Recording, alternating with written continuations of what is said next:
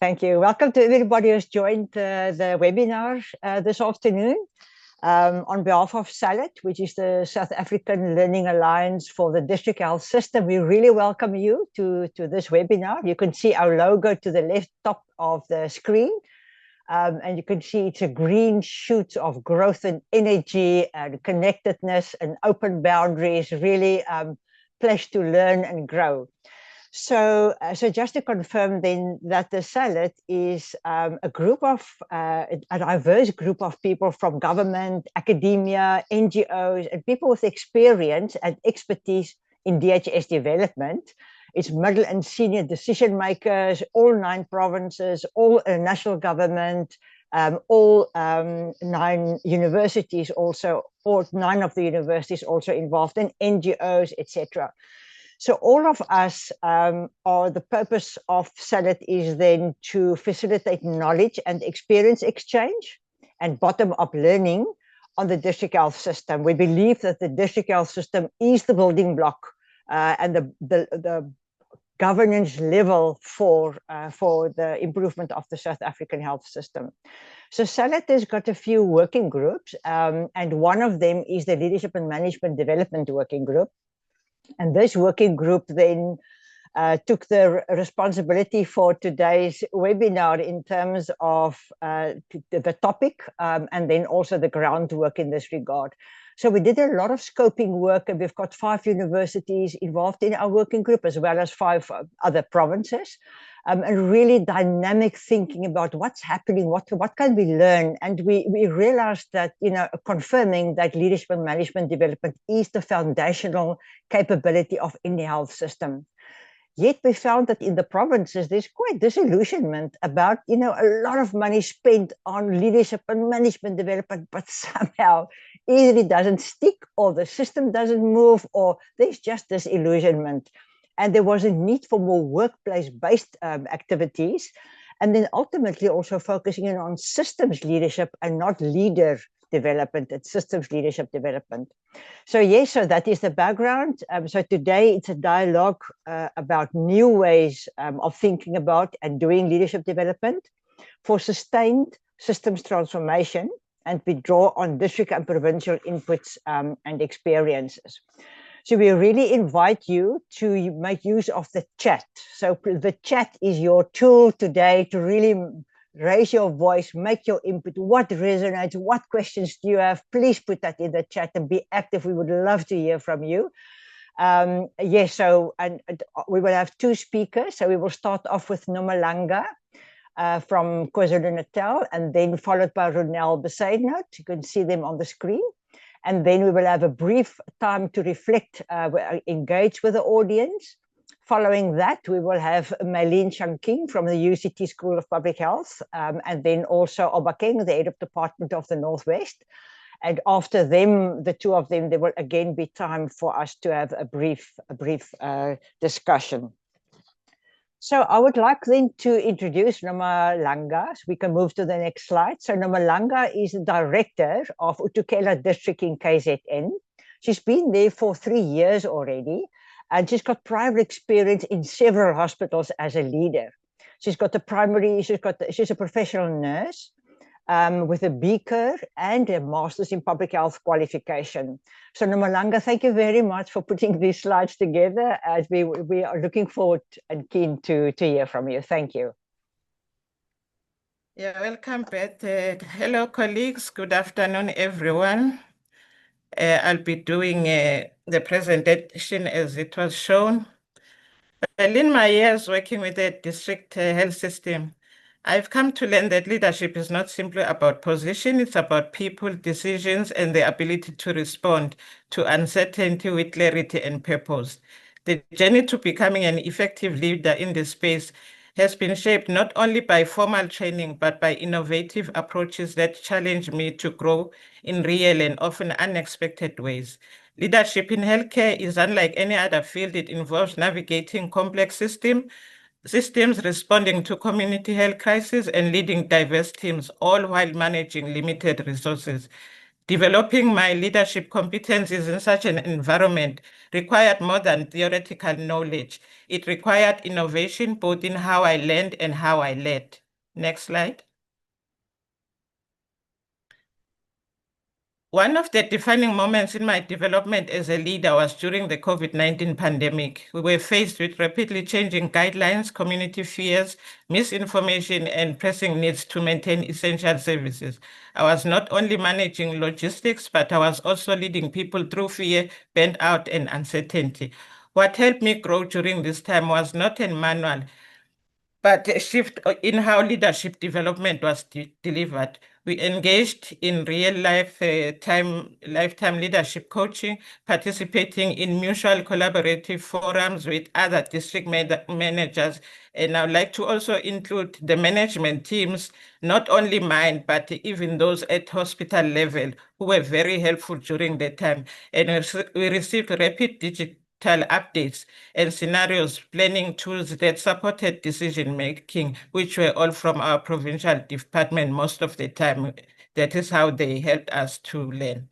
In many ways, the crisis became a living classroom. I learned to live with empathy, to lead with empathy, to communicate under pressure, and to remain adaptable. These were competencies no classroom alone could teach. Next slide. Blended learning and practical tools that I learned. Innovation in leadership development became apparent when we shifted from generic workshops to blended learning platforms tailored for healthcare leaders. These platforms offered short, focused modules on everything from managing human resources in rural clinics to ethical decision-making in public health emergencies. The real game changer, however, was the application-based nature of learning. Each module came with practical tools, templates, checklists, reflection guides that I could apply immediately. For instance, learning how to conduct a difficult conversation with a staff member was followed by a real-life coaching tool I could use in my next one-on-one meeting. Having access to on-demand learning allowed me to grow at my own pace, revisit topics I struggled with, and align development with the day-to-day challenges I was facing in the district. Next slide. Peer learning and community-based mentorship. Another innovative shift in my leadership journey was the introduction of peer learning networks. Traditionally, mentorship in our sector was limited to those who had access to senior leaders. But through donor-funded programs and government-led initiatives, we were connected to peers across districts via virtual learning communities. What made these forums effective was the shared context. We all understood what it meant to manage staff shortages, navigate political sensitivities, or coordinate with community health workers. We weren't just learning concepts, we were co-solving problems in real life. Mentorship also took a more decentralized and community-based forum. I had the opportunity to learn from frontline nurses, community health committee members, and even traditional leaders. Next slide. I took the time to get to know my team, which allowed me to create a solid working environment. I allowed each manager to lead in their field of expertise. Taking a backseat has allowed me to question and gain extensive knowledge and respect. Attending courses like behavioral change and emotional intelligence has allowed me to center myself both in my professional and personal life. Emotional intelligence course has allowed me to show up for my colleagues in a more compassionate and non-reactive way. Keeping my boots on the ground has created a space where I can teach and be taught by my colleagues. Technology has become a fundamental tool in bridging the knowledge gap, as it has allowed me to educate myself on important topics and keep up to date with current trends. Next slide. Now, embedding reflection and feedback into the culture. One innovation that truly enhanced my development was the systematic use of feedback and reflective practice. Rather than waiting for annual performance reviews, we began adopting structured feedback loops, weekly team huddles, post-project reviews, and 360-degree feedback exercises. We also introduce reflective journaling and leadership self-assessment tools as part of our development plans. These innovations encourage me to pause, analyze my decisions, and consider how I could improve. This practice deepened my self-awareness and helped me transition from a reactive manager to a proactive leader. Next slide.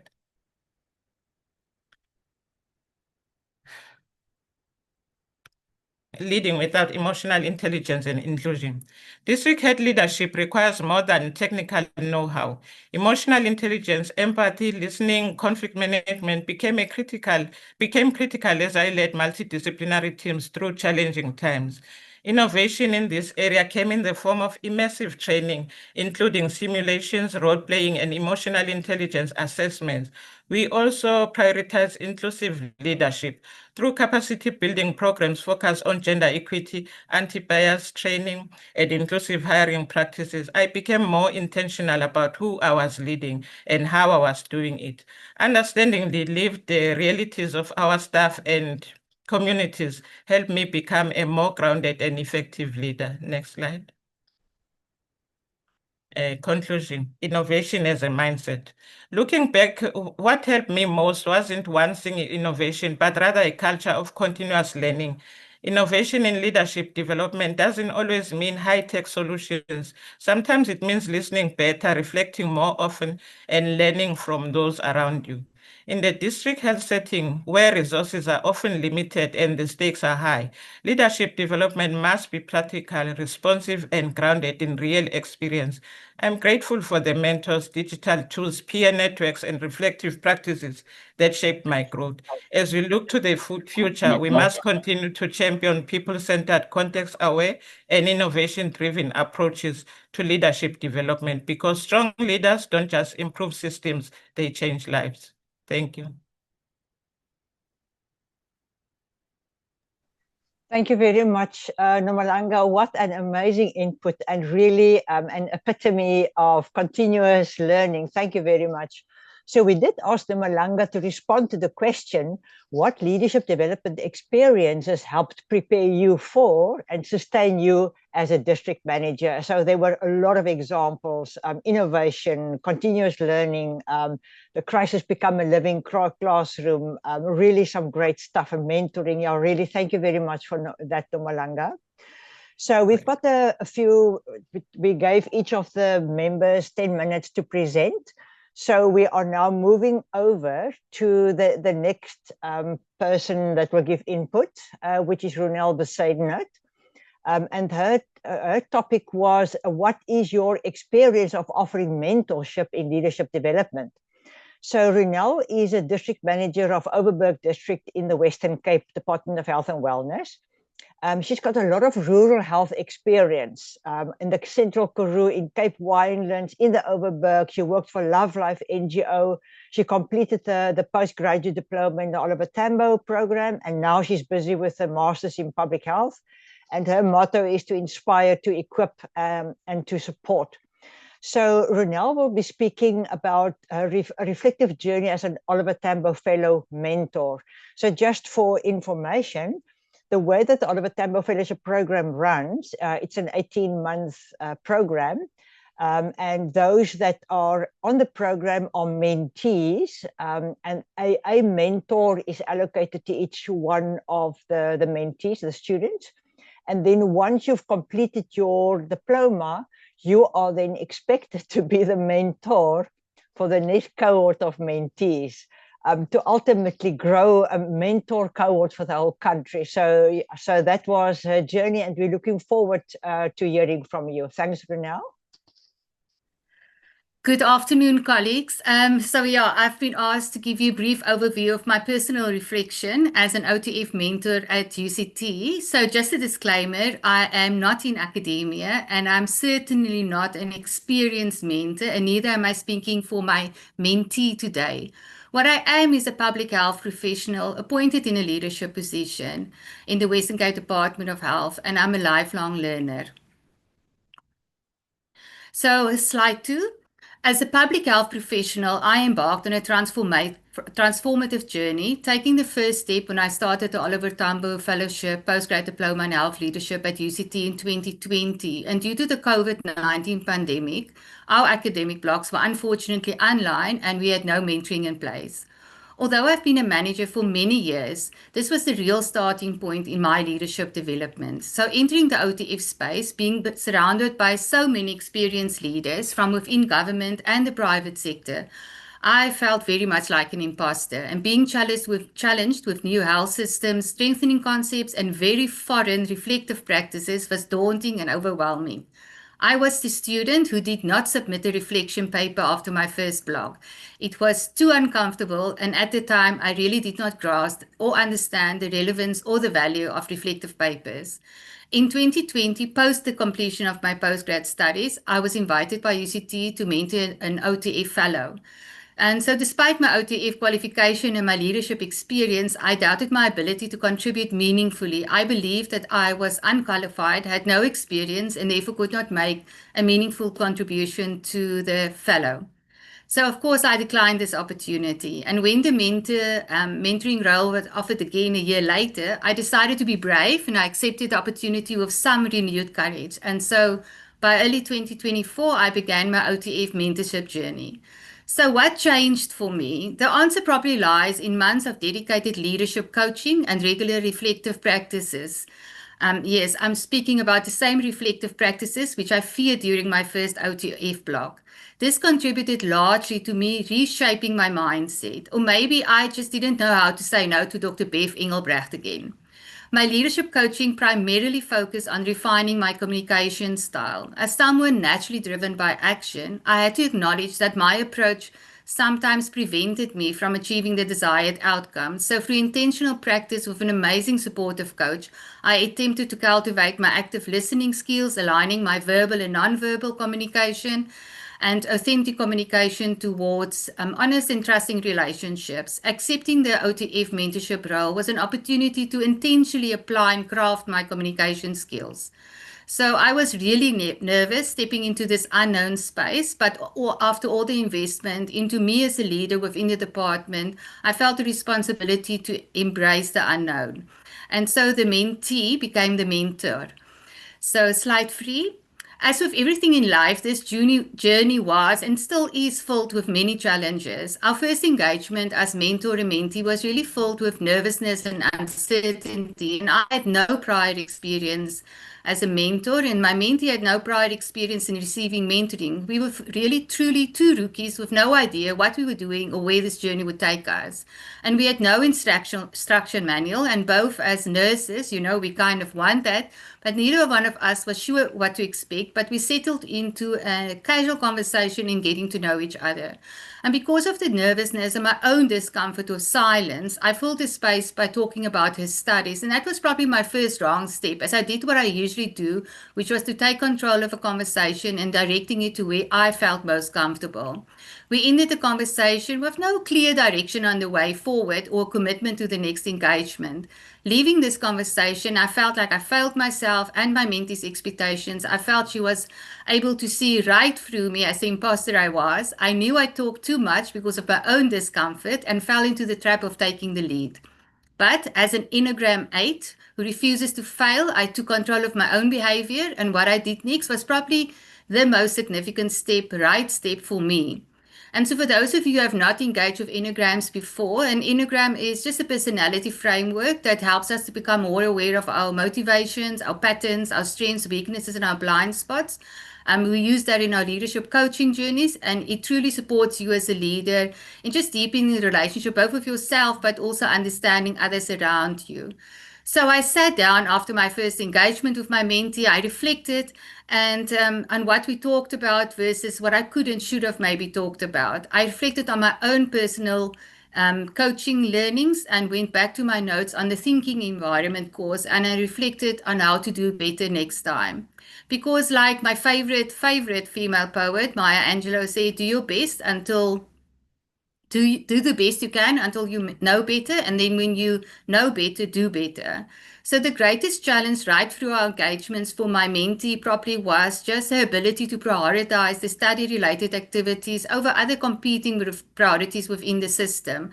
And therefore, many of our conversations revolved around her finding solutions to prioritize time for mentoring and studies, regular affirmation and motivation, while reiterating the benefits for leadership development for herself and her team. And for me, the greatest challenge was to remember that this was the mentee's journey and that I was not in control. Next slide. I took so many learnings from this mentoring journey, and I'm still learning. It is important to acknowledge that any relationship takes time, and leaning into that initial awkwardness is very important. Having open and honest conversations about our vulnerabilities and uncertainties as a new mentor and mentee greatly assisted in developing an authentic relationship, which allowed for us to develop a relationship that was really organic. Finding time for the engagements, I think, is a really true, is a reality due to our competing priorities, both in our personal and professional lives, but be accommodating, but as clear as possible about, during the first engagement, about mutual expectations. What assisted me greatly as a mentor was the continued communication, the reminders and support and learnings from the university and the OTF mentor support group. Not only did this ground me, but it also affirmed that I'm still doing okay and we are still in this together. It did help me that I had a similar experience as my mentee, which I then latched onto, while it allowed for a better understanding of the mentee's lived realities, which included the systemic pressures and uncertainties. But this obviously will not be true for every mentee. I had to remind myself constantly that I'm not the driver of this vehicle. I had to learn to sit back, to listen, to grow. Do not feel obliged to lead a conversation or direct a conversation where you think it should or needs to go. Follow the mentee's lead. Creating a safe space that is confidential requires active listening, positive affirmation, and motivation while allowing the mentee to find their own solutions. Remember, the mentee needs to be able to be vulnerable in this space, so you need to be very intentional in how you engage. Be comfortable listening without responding. I'm grateful for the opportunity to engage with the thinking environment principles of active listening and equality in the mentor-mentee relationship. This allowed for me to speak from my own experience and not as an expert or I know it all. All I had to offer was how I navigated similar challenges from which I could then draw from. And when you truly listen to your mentee to understand and not respond, you will instinctively know what the appropriate response is. So trust yourself, trust the process, trust the mentee to guide you, and be patient. Every relationship develops at its own pace, and it's truly about the journey and not about the destination. And remember, your role is not to provide academic support or fulfill the role of the mentee's line manager. Instead, focus on providing safe spaces for reflection and for thinking together as leaders. After each engagement, I allowed myself the gift of time to reflect on our engagement, what I heard, how I responded, and lessons learned for the next time. The reflection time also allows for you to source and share with your mentee some valuable resources and commit to the process. Respect the mentee's time, and remember, you're in it to win it. So when you have committed to the process, continue to the end. The next slide. I took so many learning. Oh, sorry. What surprised me most during this journey was probably the unexpected and unintentional benefits for me as a leader. From starting what I can do for my mentee, it ended with what my mentee in this journey offered me. Very early on in my journey as being a mentor, I realized the profound impact of the mentoring on myself as a leader. The value of open and honest conversations allowed for self-reflection, highlighted blind spots, which created greater self-awareness. The relationship challenged some assumptions I had, a new perspective, and therefore the diversity of the relationship should be embraced. Mentoring improved my communication competence and strengthened my confidence, moving away from discomfort to a more comfortable place of continuous growth and learning. It gave me so much personal fulfillment. I felt I had purpose and value in walking with a peer on a leadership journey, which continued to motivate to want to give more. We developed a lasting and authentic professional relationship for lifelong collaboration and support in our individual leadership development journeys. I will be forever grateful for my mentee's willingness to allow me into a lived reality, her willingness to be open and honest, for being brave enough to be vulnerable during our engagements, which impact so profoundly on my leadership development. I know that this journey will continue to benefit not only ourselves, but our teams, our organization, and the communities that we serve. Last slide. I strongly believe that mentoring is a gift to both the mentee and the mentor, a gift I did not know that I needed, but I did. So I want to thank Dr. Beth, Engelbrecht, and Prof. Lucy Gilson for providing me with this opportunity for growth and to share with you my journey. Thank you. Thank you so much, Ronel, and such an open, honest, reflective input. We really appreciate that. That learning journey is, in leadership, is actually what we wish everybody, every leader can go through. So thank you very much for that, that vulnerability that you've shown and that honesty. We really appreciate you. Okay, so now we're moving over to audience participation. We would like to hear from you. So Lucy will jot in the chat a few questions that we would like to really invite you to just put up your hand, open your video, and just give us an impression or questions that you would like to, or just comments. It will really be great. We've got about 10 minutes for this. Thank you very much.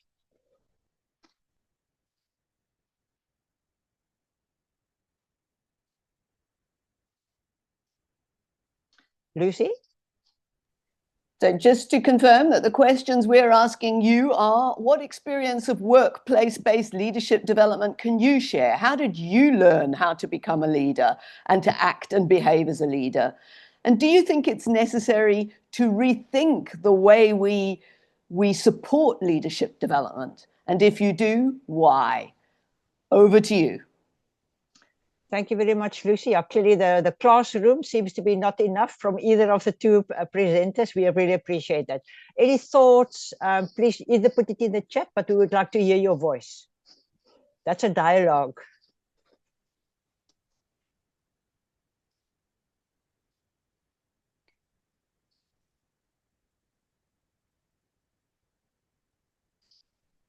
Beth, looking at the colleagues in the room, as it were, this virtual room, there are folks who definitely have experience and I'm sure ideas to share.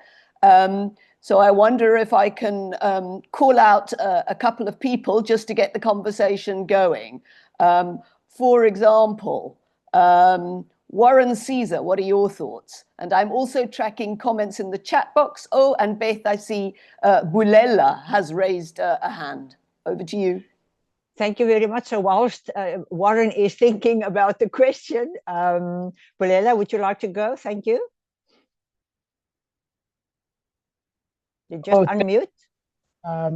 Thank you very much for the opportunity. My name is Bulela. I'm actually a dentist practicing out at Wits at the moment and the founder of the Public Oral Health Forum. A very timely and very much needed conversation, to be honest. And thank you very much for creating such a platform.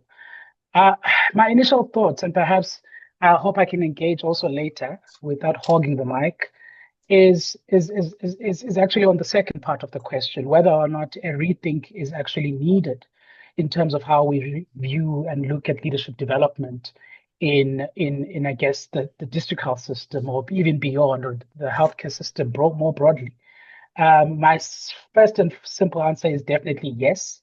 And perhaps I would want to be daring to maybe introduce just one or two thoughts around this. Rethink in terms of perhaps taking out the hierarchy emphasis in the current approaches, whereas we develop those beneath us. And I think the last presentation touches on this, but I want to perhaps just expand a bit on it. But the thinking that we develop those beneath us, and that we who occupy seniority within the system are in no need of development, especially when the titles start looking things like prof, doctor so-and-so, HOD of this or that. There's this idea of arriving, and that leadership is a destination and that it is not a continuous process. And then the second part of it is actually to look at it from a perspective of developing leadership identification capacities that go across the boundaries of a particular profession. So a classic example would be, if you happen to be a rock star clinical manager in a hospital, for example, you are probably looking at another medical doctor as somebody to mentor. but you're ignoring the amazing nurse in TB ward doing amazing work. You are ignoring a occupational therapist who is doing amazing work, and not opening enough platforms to actually ask them, especially in the absence of appropriate mentors, to say, how can I develop your support your leadership journey? How can I be part of it in order for you to actually reach your fullest potential? And I think when we open up our views and take off the profession coat, we will be opening up leadership development into a new era that is actually not being explored sufficiently in the current status quo. Thank you. Thank you very much, Bulela. Valuable points that you're raising. I like the issue of leadership is not a destination, and the issue of hierarchy. You're right. It is really it's a blockage to engagement. So thank you very much for that. I also like your thinking about how people connect to support each other's leadership journey. As Ronel has indicated, her learning was actually more from the mentee than what the mentor, that the mentee learned from her. And I would like to also emphasize the kind of how we think about systems leadership. And systems leadership is where we strengthen health system leadership, where people working in different places, different spaces, different levels, different qualifications, different disciplinaries or professions, but they work together to deal with the complex challenges that we do face. So thank you very much for that, Bulela. I think it's absolutely spot on. I appreciate that. Any other hands or contributions? We'd really like to hear from you. Warren, are you now ready to respond? Yes, I am. Thank you. Good afternoon. Thanks. And I think in terms of leadership development, I want to say from my experience, I had many opportunities prior coming to the workplace in terms of leadership development. So I had quite a few mentors, moving to leadership spaces. However, coming into the workplace, I think development for me started by observing managers in my space. And that was the first one. For example, nursing managers, CEOs, etc. And when sitting in their presence, really learning through their conversation. So I think that's the first part for me. Secondly was to get involved,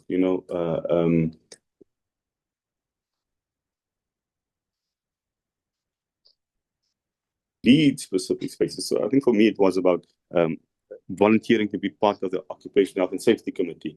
And while being part of an IPC committee, looking at how and learning how those chairpersons would lead those meetings and applying it in my own space.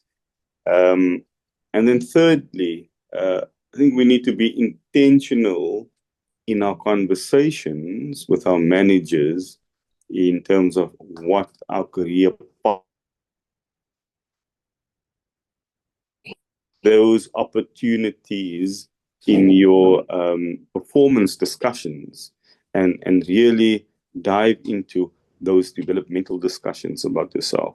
And those are experiences that allowed me to then formalize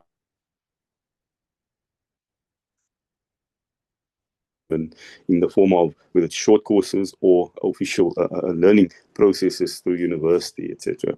I think those were the experiences for me. On the second question, rethinking development with or leadership development, I think it's important. As you think of our transition over the last 30 years, we had a lot of new leaders coming into the space because there were now opportunities not only for people from different race classes, but I think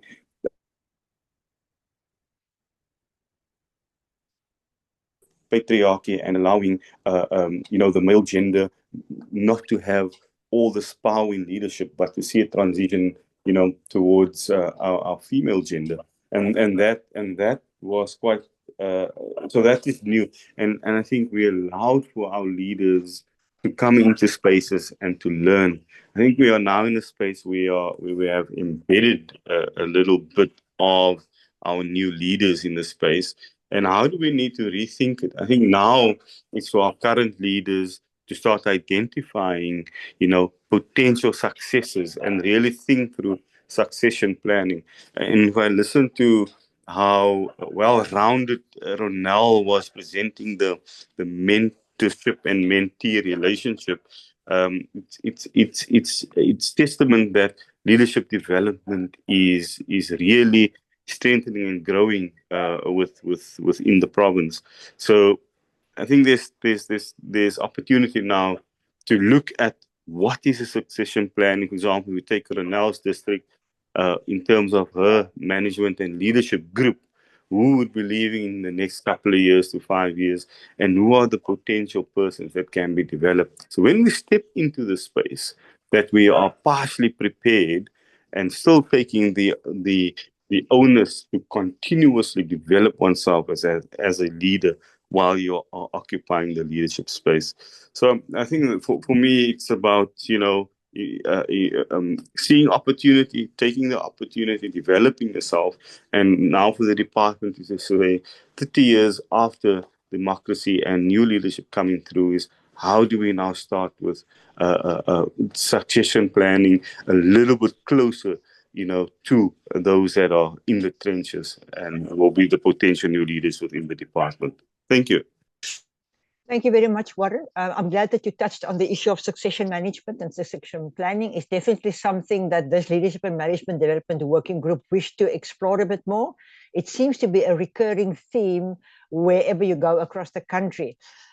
Just one aspect that I would like to lift out is how you observe managers, and the question that we need to ask ourselves: are we role models for the leaders we wish to see? And that is, it's part of social learning, and we need to get that right. So thanks for that. Mtebaleng, I see your hand, and then Raisibe.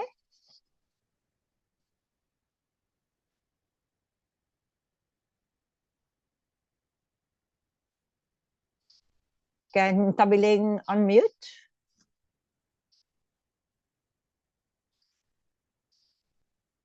Oops, I don't see her unmuting. Okay, thank you, ma'am. Great. Okay, good. Thank you. Thank you, Nomalanga, for your presentation. It was really, so thought-provoking. And I was like, we being leaders, there are so many leaders. There are line managers. They are also leaders. But a leader is different from a manager. So my question is regarding conformity during times of crisis. What are the dangerous ideas for a leader to be conforming to this group, to say this group, they are so negative, they don't want to accept whatever I've said. There's a line where you said, others were, even though I won't be saying your exact word, but others were not, conforming to what you were trying to do. Others were negative, but you tried. And then I was like, we've got people that are negative in the workplace. Even if you are a leader, you are also somehow negative. But conforming is to say to this group, how am I going to confirm to them? I mean, if they are really negative.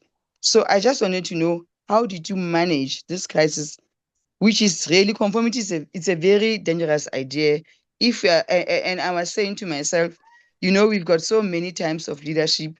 So to me, I just diagnosed Nomalanga to say she was a transformational leader. She was so passionate about what she was doing. She was really honest, and she communicated, and she did all the proactive things that a leader should do. Coming again to, I've forgotten the name of the presenter who was doing a mentorship. She told us she's not in this career of ours. At the way she put her things, I hope my colleagues could have heard how he changed everything to be a mentor to others at the end, beside being guided by a mentor. So my question is, how did you find a mentor? How do you find them? Because it's very difficult nowadays, because they will be telling you there's shortage of nurses, there's shortage of leaders, blah, blah, blah, blah. There are many shortages that are there that we see now in our health system. For instance, I'm a DCST at a district level, but my specialty is based in a hospital. So when I go to primary healthcare, there's a gap that will be saying, but you aren't a PhD what you are trained. And I remember when we were incubated in this post, they used to say we are not we are hospital centric because I'm a pediatric nurse. But I knew about leadership because I was a leader. I was a manager at some point. I was actually a lecturer at some point. Ma'am? Yes, sorry, Ndebale. Oh, it seems like the time is running out. You've put some very great questions there, and it seems like Nomalanga would be the one to really respond to those. I wonder, Nomalanga, if you don't mind, in the chat to respond to those. And sorry, Raisibe, it seems like we're not going to get to your question now. We would like to move to the next speaker. So please put your question in the chat. And then I can see there's a lot of activity there. People will respond to you, etc. So hopefully you get your answers there. So now we would like to go to the next speaker, which is about systems leadership. And Maylene Shung-King she's a medical doctor with a DPhil in social policy from Oxford.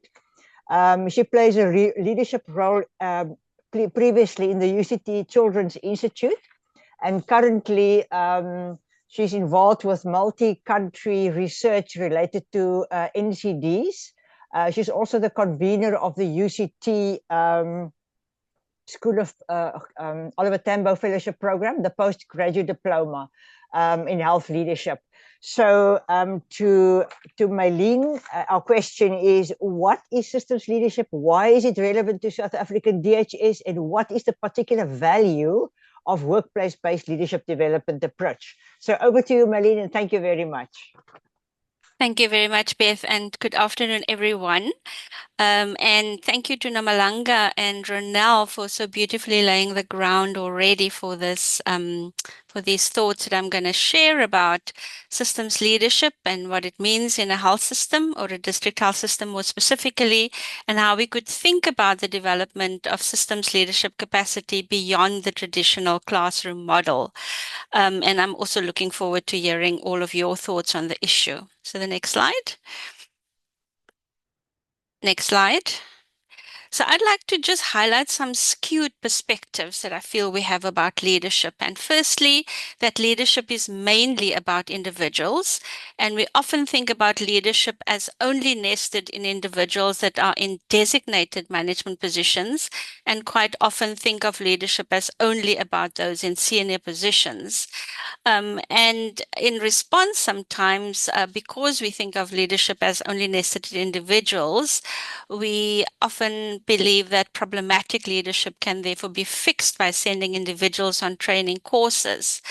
And the second is that teams are not necessarily thought of as an important collective unit of leadership, and therefore not enough investment in how teams are constructed and capacitated is made. And thirdly, that the system is not thought of as a dynamic dimension of leadership and is accepted for its centralized, compliance-driven, and often stifling learning and innovation characteristics. So I think we can agree that leadership is more than this. The next slide. So we think of leadership as operating across three dimensions: the individual dimension, the team dimension, where teams is not just made up of individual leaders, but itself is a collective unit of leadership. And through system capabilities, where the capability of the system provides the kind of environment in which individuals and teams can exercise good leadership and thrive. However, these three dimensions can somewhat operate independently. And for strong leadership to be fostered at a systemic level, it requires these three dimensions to work together coherently and to bring about the kind of transformative change and to nurture a system that is responsive and adaptive and aligned by a common set of values and goals. The next slide. So what then is systems leadership? And there are very many definitions of this. But across all definitions, the consistent principles of collaboration, interconnectedness, working in multiple spaces and across boundaries, embracing complexity and working towards something more dynamic, adaptive, and outward-looking comes together. What then is the importance of systems leadership for a district health system? So the next slide. So district health systems are complex with interlinked actors, including community-based and intersectoral actors. It presents many opportunities and challenges that require systems thinking, and systems leaders are required to act across boundaries to influence outcomes. And hence, leadership within the district health system has to operate across the 3 dimensions of individuals, teams, and the system itself. So the next slide. So coming back then to these 3 dimensions, if we think of a systems leadership view across these 3 dimensions, firstly is that individual leaders are distributed throughout the system. And even those who are not in formal management or leadership positions, we find individuals that are very inspiring, that are innovative, that are creative, and that know how to galvanize groups of people towards a common vision. We find multiple teams within a system engaging across levels, including teams that include community-based individuals and organizations, and that work across sectors. And we think of a system that takes a systems leadership perspective as a system that finds ways of being responsive and adaptive, and that enables reflexivity and innovation. So could we go to the next slide? And I hope you saw the little individuals distributed across the system. So what are the characteristics of system leadership then? It's value-based. It generates trust, it's relational and hinges on collaboration and collective ways of being and doing. It fosters very actively embedded spaces of ongoing reflection and learning. It becomes an active learning organization, and it encourages innovation. And when all put together, it's an alignment of individuals, teams, and systems, processes, policies, and practices towards the creation of this responsive, adaptive system that is psychologically safe for people to work in. So could we go to the next slide? Next slide, please. So systems leadership, I think you skipped a slide. So could we just go back? So ultimately, systems leadership then generates a system that has a shared systemic vision and that creates this ongoing reflexive environment in which we can learn, and that where we can practice and demonstrate integrity and trustworthiness. Also where we can foster accountability and risk-taking with an appropriate balance of the delegated authority and the somewhat compliance indicators that we beholden to, and central direction with innovation, where we have processes that are able to enable internal and external teamwork and collaboration. So the next slide. Systems leadership, therefore, requires a layered set of competencies and capabilities that straddle across these 3 dimensions of individuals, teams, and the system itself, and that work both on cognitive competencies, or the competencies where we think strategically, the technical requirements, but more importantly, the social and relational aspects across the board. And systems leadership, therefore, requires individuals with appropriate mindsets and skills who work in teams across silos, within organizations and across organizations, and that the teams themselves have appropriate team mindsets and competencies, and where these teams, with the individuals in the teams, are enabled by broader systems level and organizational environments that support and enable shared leadership. So could we have the next slide, please? So it stands to reason then that we need a different model of leadership development to gain the potential benefits of systems leadership. And we argue, therefore, for the consideration, as many had already said in the chat, and as Nomalanga so beautifully illustrated, of workplace-based training as a systems nurturing alternative that happens in context, and that is an alternative to the existing mainly classroom-based and at best workplace-linked training offerings. So could we go to the next slide? So what are the potential benefits of workplace-based system leadership development, and what can it facilitate? It can facilitate teams to learn together in context. It can support people and teams across the multiple layers of management and service delivery. It can encourage and allow for simultaneous learning in multiple spaces, the creation of reflective spaces where there's continuous learning and going through cycles of learning and doing, and the development of a common systems language, and to embrace a set of shared values. The next slide, please.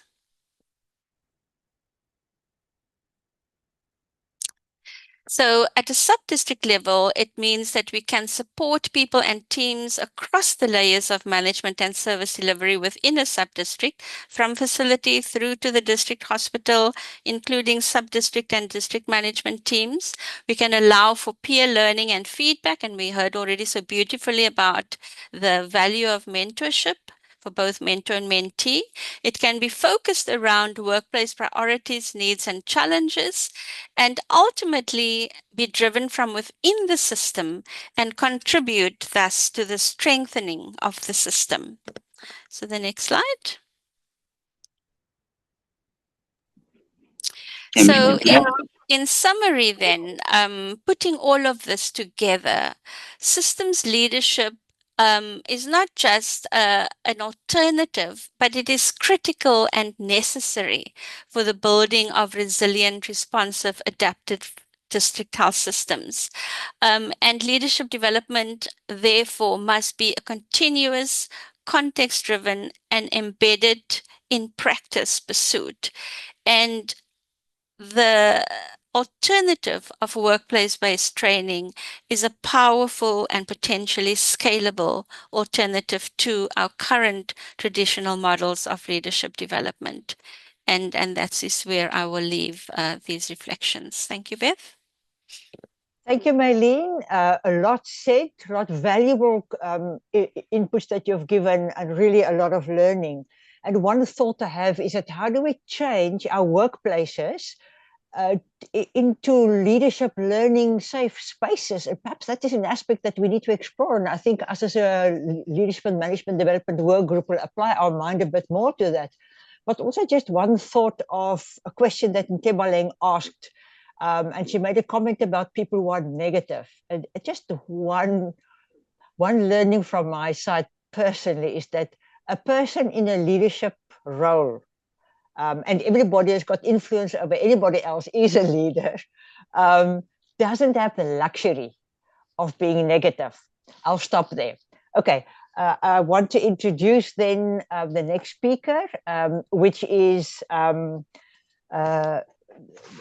am I? Obakeng Mongale.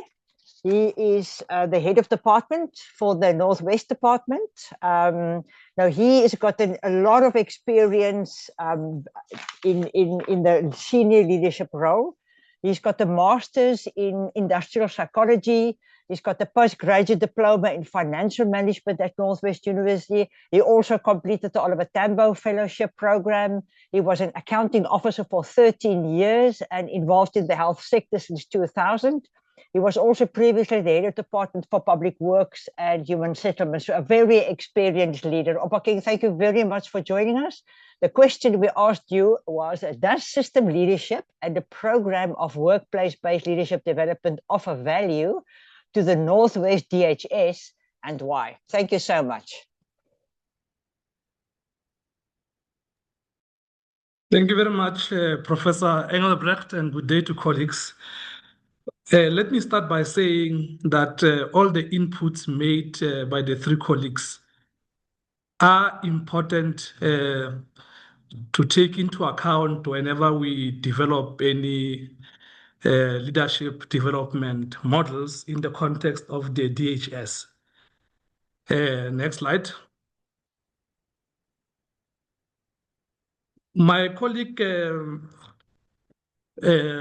Maylene spoke a lot about systems leadership or systems thinking, so I will not go into that particular area, other than just to say, colleagues, that the first few slides I'm going to talk to are important contextual factors to take into account as we look at leadership development models. Because the type of leaders we want to develop and the type of models we want to use all interact with the context. And therefore, that context is important to take into account. So let's go to the next slide. We're going to skip the part on systems leadership. I will go into evolution of our DHS as the first slide I would like to talk to.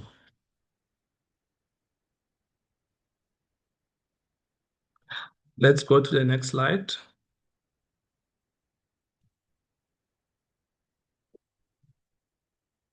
So, colleagues, I thought we need to remind ourselves that there are some important policy decisions which were made earlier on in our evolution as both a country but as a health system.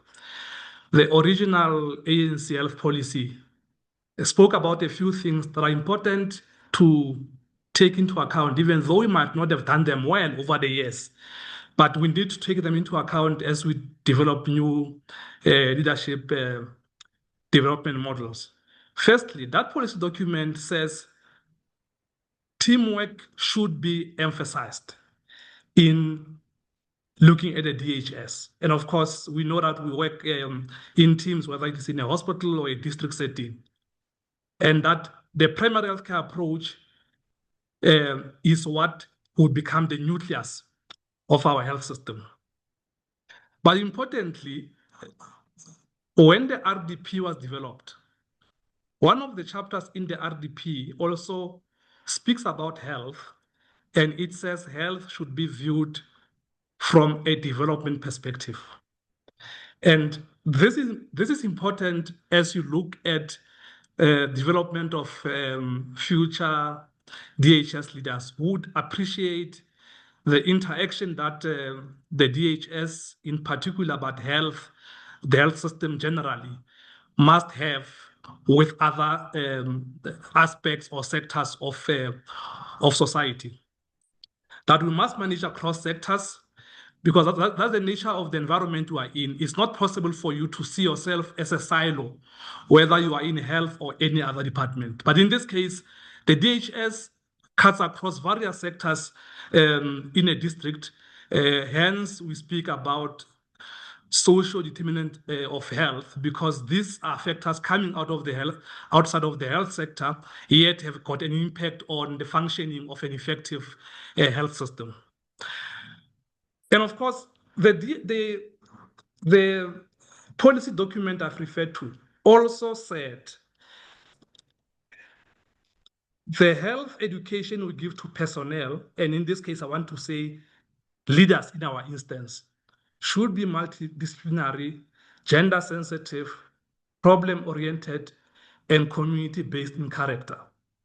Now, this remains as relevant today as it was in 1992 when that policy was first developed. Next slide.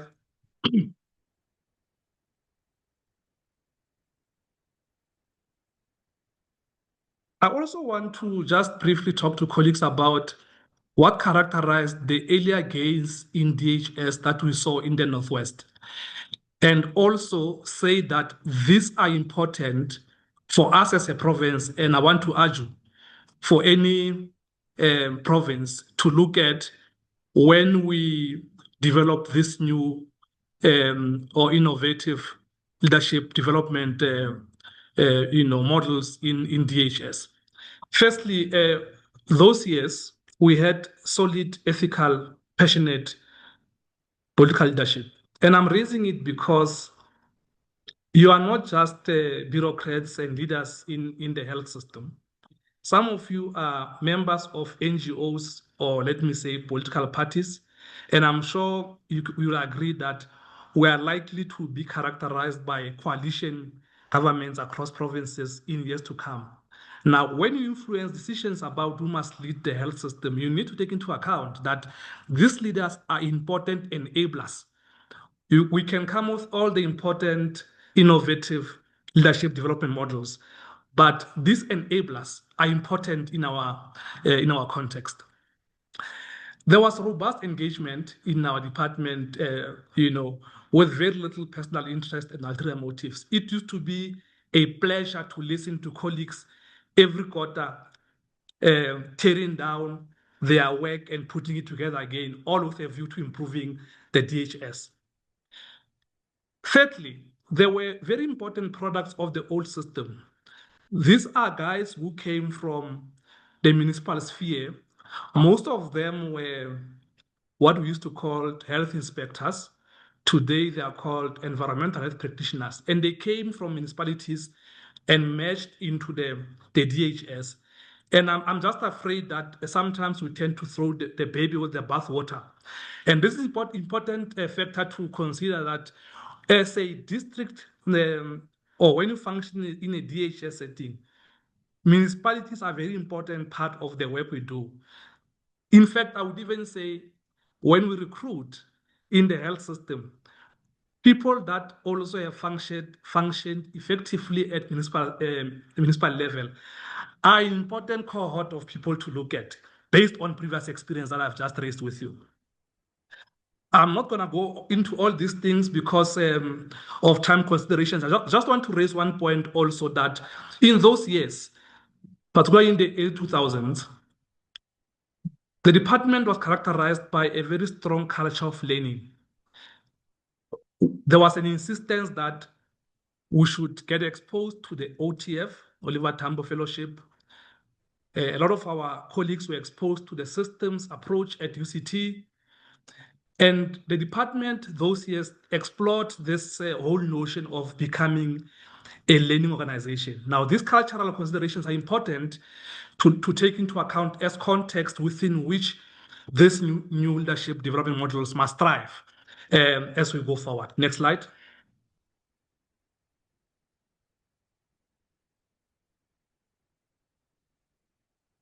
Now, 1 minute, Obakeng. Okay, I'm just going to quickly run through the next two slides. Thank you, Beth. Some of the important considerations in terms of what some of these programs must offer is that the academic profile and substance of facilitators that we engage in this case must be able to produce the necessary or the type of leaders we want to see. And I want to cite two examples here before I move to the next slide. That I love the involvement of Lucy's team with somebody like Beth Engelbrecht, given her experience in the health system.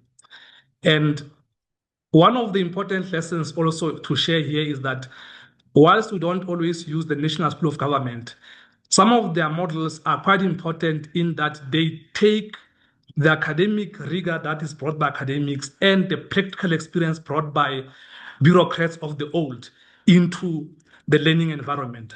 Next slide.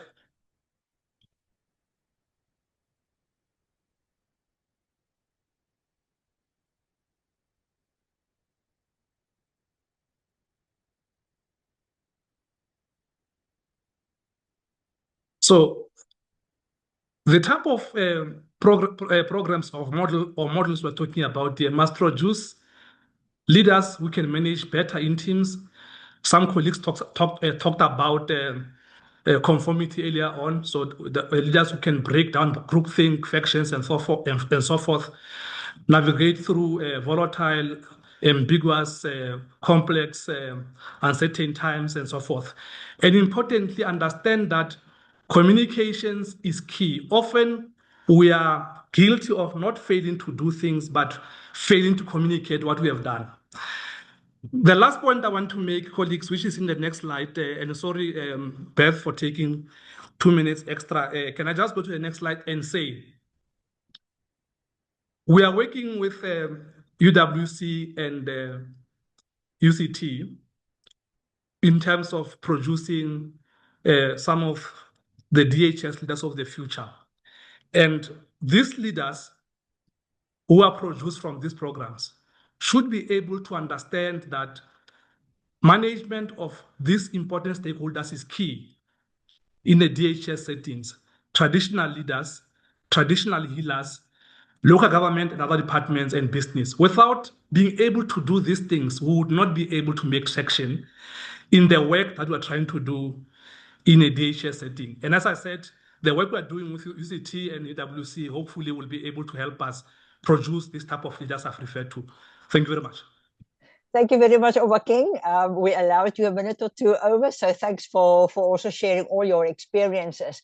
And I was just wondering, you touched on, and under your leadership, you gave endorsement and mandated the UCT UWC team to work with your team in one sub-district to really explore what could be the ways of delivering a leadership development program that sticks. And I wonder whether Lucy would like to just say a word or two about that before we go to the chats. Thanks very much, Beth. Yes, we have the privilege of working in the Northwest Province with Obakeng and colleagues in Bojanala District, Rustenburg Sub-District, together seeking to develop a program of activities that is workplace-based to then support leadership development in the sub-district and district level. And that program of activities includes mentorship, it includes support for changing the way regular meetings happen, and it includes a workplace-based short course. So a range of activities, a package of workplace-based leadership. And we're looking forward to learn from this experience about leadership development at scale. Thanks, Beth. Thank you so much, Lucy. And let us hear any comments from the audience, any idea, any thoughts. Please put your hand up, questions or comments. I would appreciate that. And Beth, just to note that the questions I put on the table for everybody now, yes. Obviously you could consider the previous questions, but new questions. What do you think will make leadership development stick in the health system? And who needs to do what to deepen leadership development in the future? And on the second point, we've already had quite a few comments about the importance of teams working together, of teams becoming spaces for distributing leadership development, for engaging peers in leadership development, and for changing the way the routines of the system work, such as how we manage meetings, so that they become spaces where leadership development can also occur. So that's a couple of ideas already, but we're open and ready for your additional comments, colleagues. Yes, please. We've got 10 minutes, actually 15 minutes, which is great. So please let them come through. We've got time to just think together and talk together about what could make a difference to make leadership stick and how to thicken the capability of leadership in the districts.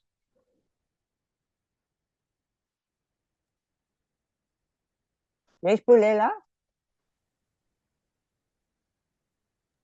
I'll try to be very brief. One of the things that I actually have been thinking about has been, since we are already stuck in this position where leadership is often defined, as mentioned in an earlier presentation, by the assumption that it has to be linked to a person's position. I think that's a good place to start, to actually inform transformation. And I think about this in the context of the public service. And the idea that I want to bring forth is to actually look at how we rethink things like KPAs and performance contracts for senior managers, to actually include a leadership development key performance, which currently is not there. there is no requirement for any of these managers or any of these leaders to actually mentor or lead or invest in any form of leadership development. And in many cases, it remains a competency that is expected at the very highest level. Either you're a DDG or an HOD. But at facility level, this is often missing. So I think if we look at that, that could be a good low-lying fruit that could see some changes in the short term. Thank you. Thank you very much. And you know, Bulela, there's a lot that we can do within the current system. So, and I like also your thinking. So we need to differentiate between leader development and leadership development. And you've touched on that. So thank you very much for that. Lucy, I see your hand.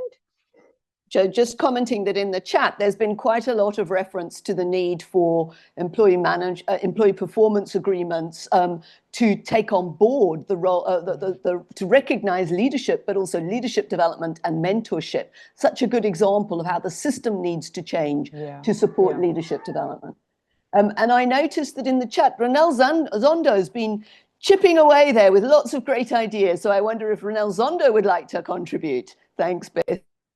Thanks, Lucy. Ronel, it would be great to hear your voice. Please share with us your thoughts. Good afternoon to everyone. Thank you so much for the invitation. Yes, it's been very interesting and very interactive and so learningful and inspirational in that this chat is busy. People are thinking laterally, they are opening their hearts, their minds, and connecting the two. And I find that really inspirational. And I think the abundance of people sharing their experience, I think, is what is so, I think for me, giving that energy and motivation. But what do we need to make leadership stick? We need to embed it into the health system. And what steps do we take to embed leadership development within the health system? I think we need to shape our policies around that, because we are a bureaucratic or administrative arm of implementation. And so a lot of the actions that we do revolve around looking at the policies and how the policies support leadership development. One of the key aspects that I've seen is that training and development does come out and it stands out. And I think there are many training institutions and ways of looking at it. But I think Obakeng referred to having specifically looking at health systems that makes people, I think, makes leaders understand and get insight of the health system as a complex adaptive system and what that means, because that enables better sense making of the decisions that we have within the health system. And it also, I think, creates an environment of empowerment and agency to be able to interface on all the levels that we do. So I think training and development, but I think everyone is touching on the key performance or employee performance contract. And it's so interesting. And I would like to share and say that my lived experience is that health leadership is part of my performance agreement as we are gathering here today. And those aspects are being supported, it's being resourced, we are looking at it, thinking about it very intentionally. And I think that also gives some sense of our system. So yeah, just my few thoughts on that. Thank you so much, Dr. Beth. Thank you very much, Ronel. So just to pick up on the point that you raised, that you've got it in your job description. Nothing prevents other people to put leadership development in their job description and secure time for that. We also need time for mentoring. We need time to be a mentee. And somehow we need to get the system to respond to put it there. And I think also what Bulela said about is not a requirement to invest in leadership development. That is a critical observation. So thank you very much for that. Maylene, I see your hand. Just 2 quick points, Beth. Everybody is talking about KPIs, and I appreciate it at an individual level. Is it possible in a systems leadership approach to have KPIs for teams so that we elevate teams as important constructs of leadership important entities of leadership. So that's just the one thought. And the second thought is what is so powerful about the potential of the Northwest experience is that the leadership development program is being co-created by people who actually work in the system. So it's not just academics coming with a curriculum, but it's being co-created with the people who live and breathe in the system. And that's, I think, a powerful, that's a really powerful example of what systems leadership can attain. Thank you very much, Maylene. And just on your point about the performance agreement, you know, people often have got a very narrow thinking about the performance agreement, but nothing stops you to say that one of the values of us as an organization is teamwork. And then in your performance conversations, and obviously in your observations, you talk to the whole team and then assess what is the quality of teamwork in that setting, and obviously how do we take it forward. It's unfortunate that the performance assessments ultimately get linked to cash bonuses and what, because that, you know, money brings out the worst in people. And it's just a pity that that link is there, but obviously that's a long journey to change that. Lucy, I see your hand.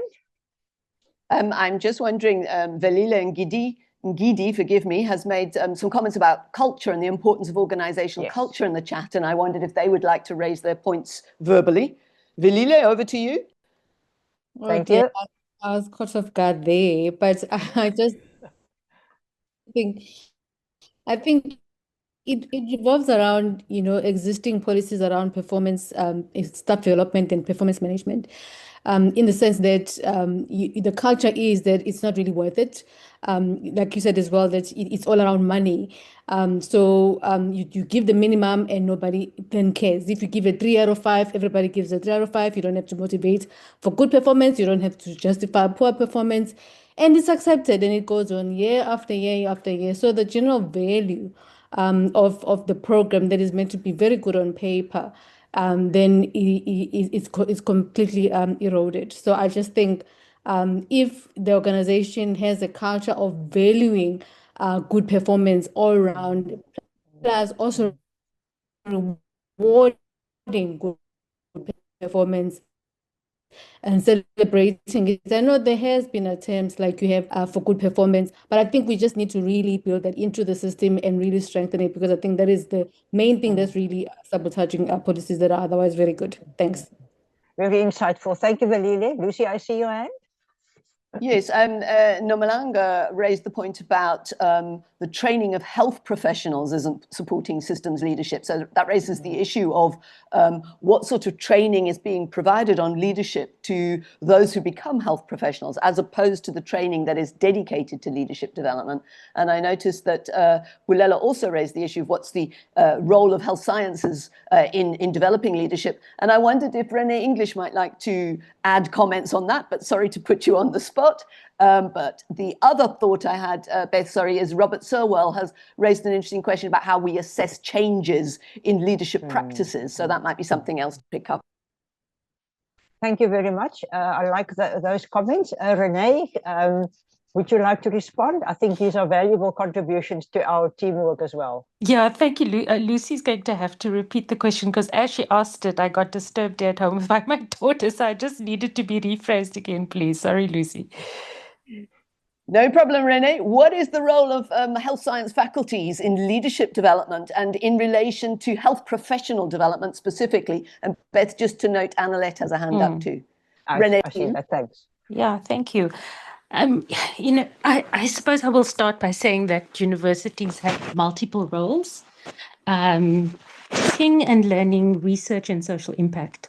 And so certainly the role for universities can be in incorporating, and I think it's happening in certain spaces at the moment, but incorporating aspects of leadership and management. So both understanding and equipping students who will ultimately either choose the path of being leaders in clinical medicine or in the clinical spaces or in managerial spaces, or the fact that most of our health professionals have to take up some leadership position anyway, as has been spoken about, and leading teams, and not necessarily having a leadership role that's linked to a particular title. So certainly I think there should be more emphasis in bringing in the learning around the hardware and the software in the system, incorporating it in the graduate attributes, emphasizing it, and then also ensuring that it happens on the platform. And incidentally, I had a conversation with a colleague who observed that in schools of nursing, some of this does happen more easily than in other streams of medicine, or what we traditionally used to refer to as the allied health sciences. And then, of course, I think what is happening throughout the space in South Africa, but specifically what you've been doing at in the Northwest, is the learning through researching and learning together. And then, of course, there's postgraduate teaching that can happen. And universities are meant to give certifications and accredited degrees. But I do think that, and let me say that is happening at Oliver Tambo, at University of Pretoria, at Stellenbosch University. But I think there could be more spaces to have other forms of collaborative learning or teaching or transfer of theoretical skills. But the point that Maylene raised earlier is a very, very important point, is that academia should be co-creating with those in the services. Thank you. I'll stop there. Thank you, Renee. And I think critically, you are also the convener of the Teaching and Learning Working Group. And it's very clear. I also noticed Warren Caesar's comment there that, for example, in the undergraduate physiotherapy program, there's a whole section on private health services, but not anything on public health services. So clearly there are gaps, and perhaps it's an opportunity for us to explore that a bit further. Annalette, I've had you waiting for a while. Thank you very much. Over to you. Thank you so much. I hope I can remember my point. But it actually adds on to what Renee was just saying. I find in my experience that clinicians, and I want to include all categories of clinicians, I think nursing are better in developing leaders, but I feel that there's a disconnect in having developing young clinicians as leaders when they are not in management posts per se, specifically in the district health system. I work as a family physician in the DCST in Tshwane, and I work with primary healthcare groups in various projects. And for instance, our young physios and OTs working on projects, they don't have the confidence, although they might have had some experience and received some training on leadership skills at university. They don't have experience. They're not being developed to lead teams and projects. And then some of them do end up in leadership. Sorry. Some of them do end up in leadership positions or in management positions, and they're not quite equipped. And a lot of them do end up sort of learning those skills of leadership and management, but there's often quite a lot of stress going along with that, and also maybe a dip in the quality of the output of the team. So my point is that we should also look at young clinicians developing their leadership skills, even if they are not necessarily in management posts, because they might end up in that. And we do need that at primary healthcare level, and also in the district health system. Thank you. Thank you very much, Annalette. Everybody, so we've got 5 minutes left, and we would like to just start wrapping up. Thank you very much for all the valuable contributions. I'm going to ask Lucy. Oh, there's another hand. So Lucy will prepare to give just kind of a brief reflection, and if there's anything further in the chat that you would like to share, then. But if there's anything else you would like to put in the chat, please do that. And people will still respond. We will keep the chat open for about a few minutes after the webinar for people just to read and get through everything. So Lucy, over to you. Thank you very much for taking this on. Thank you very much, everybody. What a very, very rich and important discussion. We've moved from individuals individuals gaining leadership skills through experience, through a time of COVID that pressurized and gave emphasis on leadership, through working with their teams, through working with peers. And that's the team element of leadership development, that we can generate our own leadership skills through listening, as somebody said, through being able to be open to others, to acknowledging that we are all leaders in a system, and that the emphasis on teams is an important part then of future leadership development. And finally, we've very much discussed the role of the wider system as an enabling or constraining environment and the need for change in that system. So what does this all mean for leadership development? It means that we need to take advantage of the opportunities that arise in our everyday practice to support others as they go on their leadership journey. And through that, we will support ourselves. It means we need to create spaces in our routine meetings, for example, to allow team learning and team leadership development. But it also means that we have to constantly identify and challenge the wider system to better support leadership development so that the system's routines and practices are in alignment with leadership development.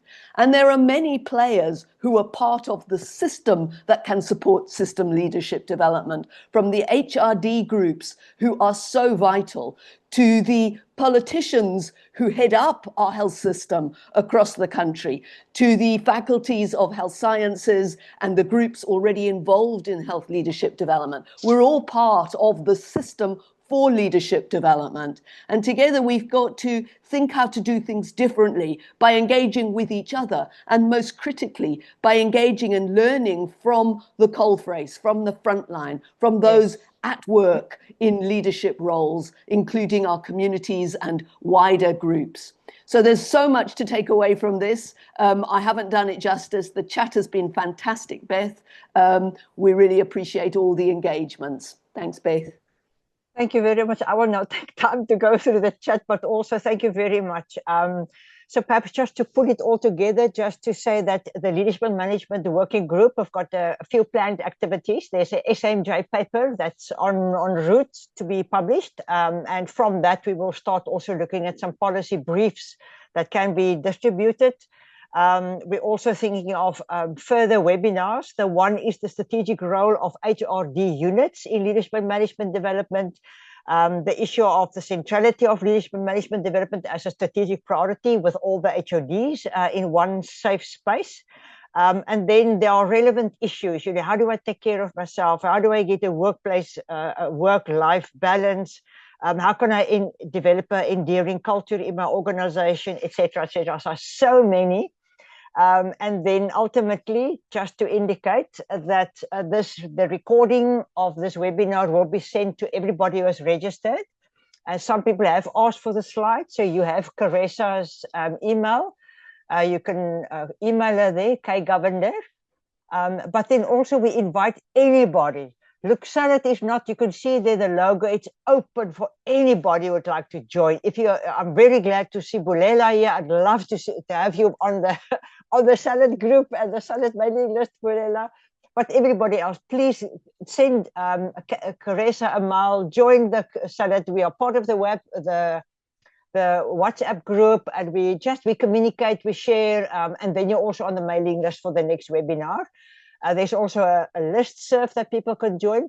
But from my side, again, thanks to, I think that, we've skipped the thank you slide, Caressa. So the thanks is to Nomalanga, brilliant input, Ronel, Maylene, Obakeng. Thank you to all of you as speakers. I know everybody's life is so busy, and yet you found the time to put a few slides together, to come in and share your insights and your experiences with us. That's invaluable. And then the webinar design team, Lucy, brilliant, always there helping Caressa for all the admin and logistics, Sue, Nolutando, Eleanor, Jenny, Sipukule. Thank you very much for everybody's role. It takes a lot of people to make this happen, a lot of moving parts, I can promise you. But from my side, personally, thank you very much to everybody, and let all of us work on developing leaders for the future. Thank you so much. All the best. Bye-bye. Bye.